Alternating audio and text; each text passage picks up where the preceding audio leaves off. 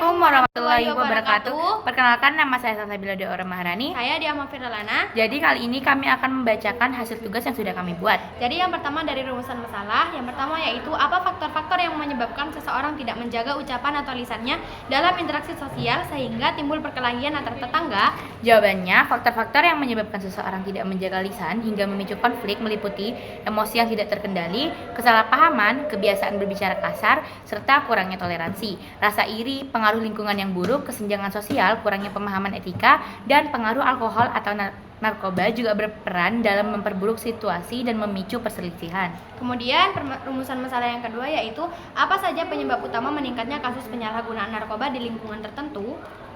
Jawabannya adalah penyebab utama meningkatnya kasus narkoba ada dua, yaitu faktor luar dan faktor diri sendiri. Faktor luar meliputi pengaruh lingkungan, keterbatasan ekonomi, pengaruh media, dan pergaulan bebas. Sedangkan dari diri sendiri seperti depresi, tertarik, mencoba, dan lain-lain. Kemudian yang terakhir, rumusan masalahnya yaitu bagaimana perilaku konsumsi miras dipandang dalam konteks ketaatan.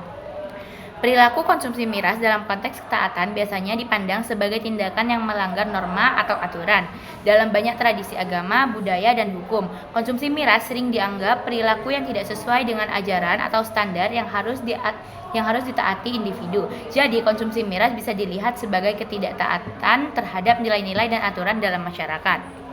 Kemudian yang selanjutnya yaitu pendapat tokoh. Dari rumusan masalah yang pertama yaitu sesuai dengan pendapat menurut Imam Al-Ghazali yang menekankan tentang pentingnya pengendalian diri dan etika dalam berbicara.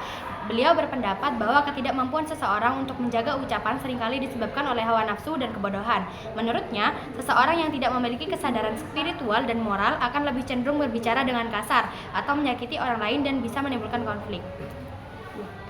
Yang kedua, sesuai dengan pendapat Syekh Abdul Qadir Al-Jilani yang melihat bahwa penyalahgunaan narkoba sebagai akibat dari kelemahan spiritual dan kurangnya kedekatan dengan Allah. Menurutnya, ketidakmampuan untuk menghadapi tantangan hidup dan pencarian solusi instan melalui narkoba mencerminkan kurangnya keteguhan iman dan pengendalian diri.